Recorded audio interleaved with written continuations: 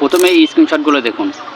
যাদের পেজ বা প্রোফাইলে এই ধরনের ইস্যু এসছে তারা আজকে ভিডিওটি কন্টিনিউ করুন, কারণ আজকে ভিডিওতে আপনি শিখতে পারবেন আপনার পেজ বা প্রোফাইলে যদি এই ধরনের ইস্যু এসে থাকে তাহলে কিন্তু আপনি মাত্র 3 দিনের ভিতরে এই ইস্যুটাকে রিমুভ করে আপনার পেজ বা প্রোফাইলটাকে আবারও কিন্তু মনিটাইজ অ্যাক্টিভ করতে পারবেন। তো এই যে স্ক্রিনশটটা দেখছেন এটা কিন্তু আমার নিজের একটি ফেসবুক প্রোফাইলের স্ক্রিনশট। এই পেজে কিছুদিন আগে এই ইস্যুটা আসে, তো ইস্যুটা আমি কিভাবে রিমুভ করলাম এবং এই রিকোয়েস্ট রিমুভ পর্যন্ত আমি নিয়ে আসলাম। তো ভিডিওটি যদি আপনি কন্টিনিউ করেন তাহলে আপনি জানতে পারবেন যে কিভাবে আপনার এই ইস্যুটাকে রিমুভ করে আপনি আবারও আপনার পেজটাকে রিকোয়েস্ট রিভিউ নিয়ে আসবেন। দেখুন, যদি এই ধরনের ইস্যু এসে থাকে তাহলে আপনাকে কিন্তু যে ভিডিওর কারণে এই ইস্যুটা আসে সেই ভিডিওটাকে আপনাকে খুঁজে বার করে সেই ভিডিওটা ডিলিট করতে হবে।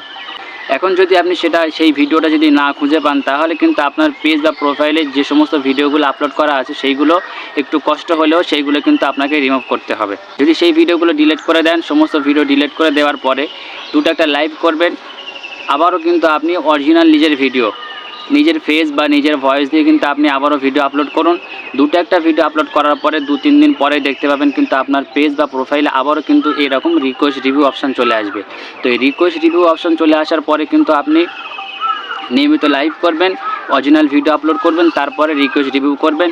আর রিকোয়েস্ট রিভিউ করার আগে কিন্তু আপনি চেক করে নেবেন আপনার পেজ বা প্রোফাইলে কোনো রকম ইস্যু আছে কি না। সেগুলো যদি থাকে ডিলিট করে দেওয়ার পরে আপনি আবারও রিকোয়েস্ট রিভিউতে পাঠাবেন, তারপরে দেখবেন আপনার পেজটা আবারও কিন্তু মনিটাইজ অ্যাক্টিভ হয়ে যাবে। তো আমি কিভাবে পেলাম, আমি যেভাবে পেয়েছি, আমি কিন্তু আমার প্রোফাইলে যে ভিডিওগুলো ছিল সেগুলো ডিলিট করে দিই। ডিলিট করে দেওয়ার পরে 1 সপ্তাহ পরে আমি আবারও কিন্তু একটা ভিডিও আপলোড করি।